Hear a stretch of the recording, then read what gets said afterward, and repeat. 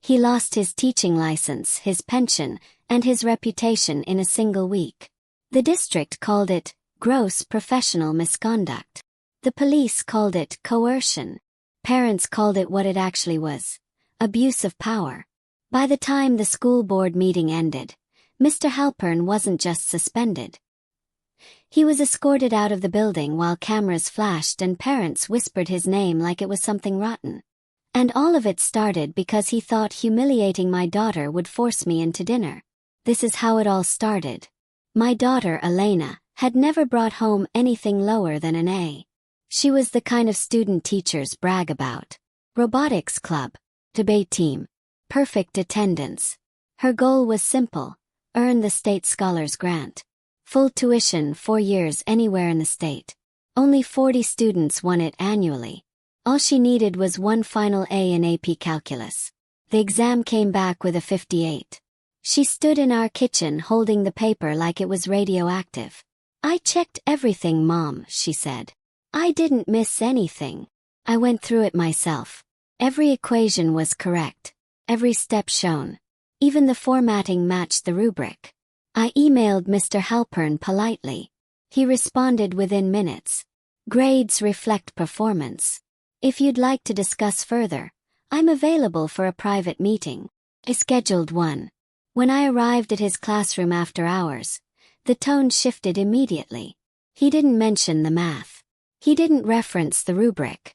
Instead, he leaned back and said, "Elena is bright, but sometimes opportunities require flexibility." I stared at him. "Flexibility?" He smiled. "Dinner. Talk. I revisit the grading curve." I stood up. "I'm not misunderstanding you," I said calmly. "You're implying my daughter's grade depends on whether I go out with you." He shrugged. "I'm saying I'm open to reconsideration." I left without another word. The next week Elena's homework grades dropped from A's to C's. Then D's. Then zeros for incomplete work that had been submitted on time. I filed a complaint with the vice principal. They said they'd review. He hadn't targeted Elena randomly. He targeted families he believed wouldn't fight back. Single parents, immigrant families, households without legal knowledge or district connections.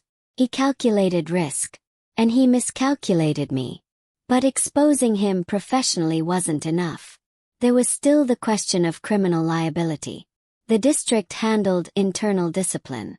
The state board handled his license. But coercion tied to academic benefit. That crossed into something else. I scheduled a meeting with the county prosecutor. I didn't go in angry. I went in organized.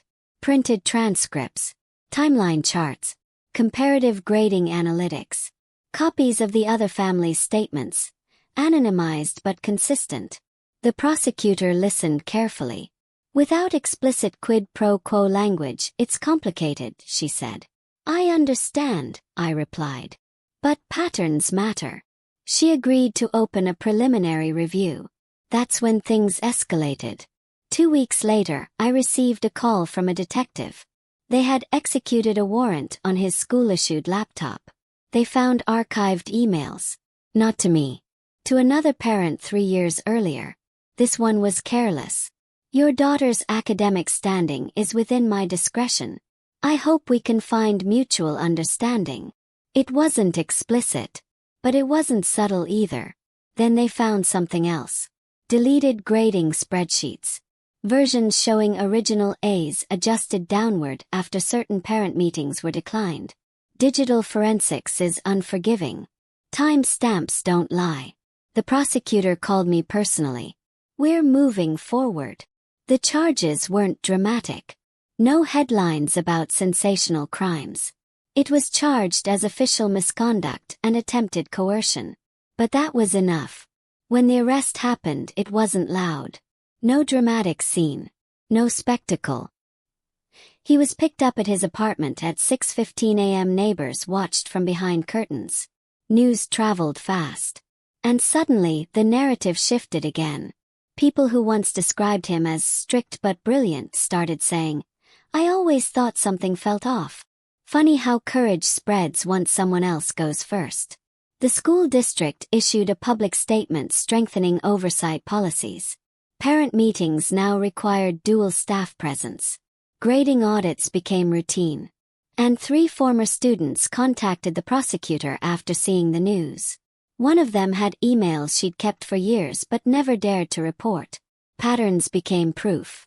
The case didn't go to a dramatic courtroom trial. His attorney negotiated.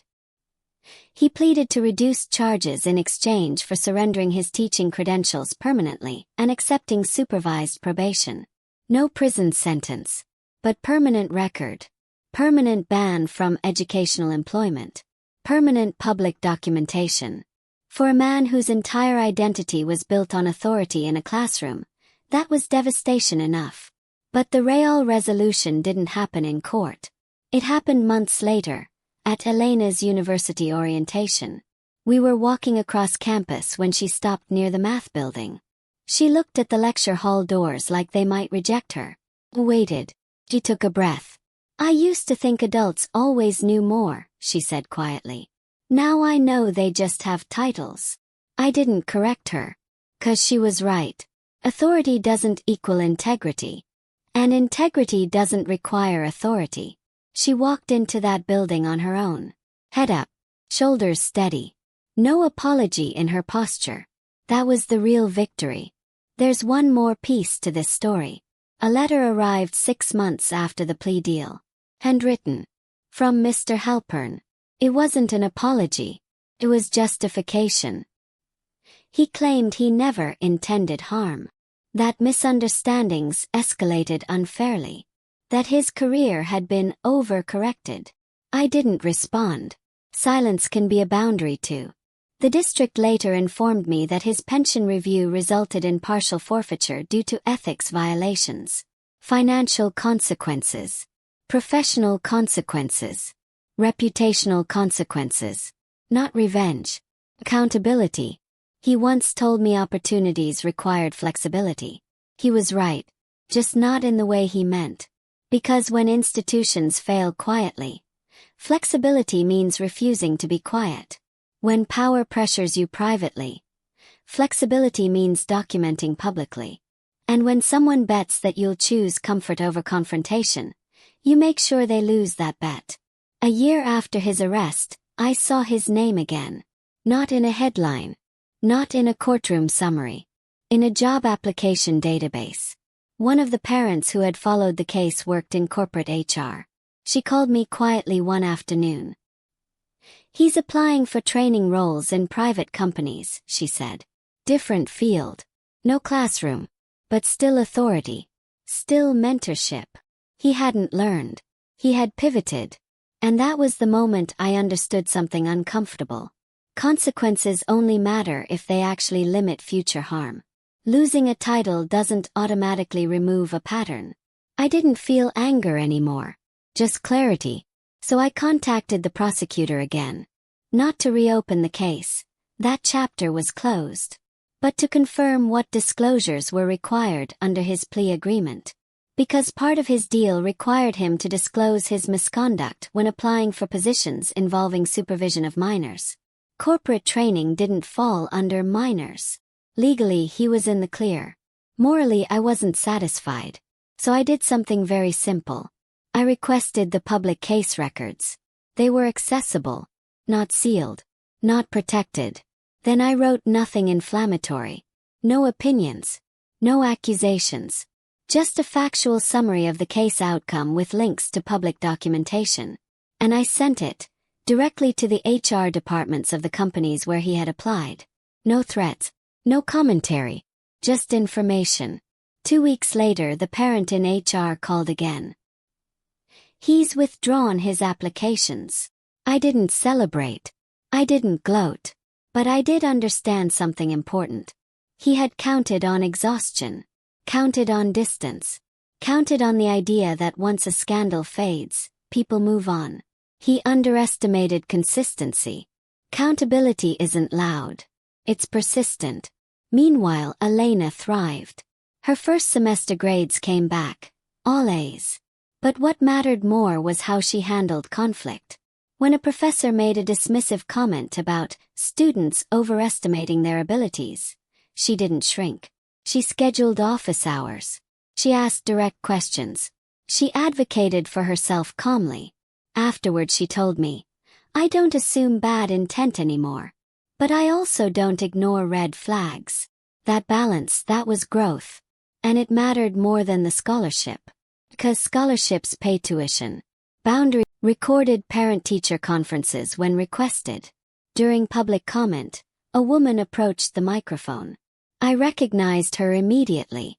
One of the mothers who had never reported him years ago. Her voice trembled at first. I stayed quiet because I thought maybe I misunderstood. I thought maybe it was my fault. Watching another parent refuse to stay quiet changed that. She didn't say my name. She didn't need to. Courage echoes. And systems change faster when someone forces the first crack. People sometimes ask if it was worth it. The meetings, the hearings, the scrutiny, the public attention.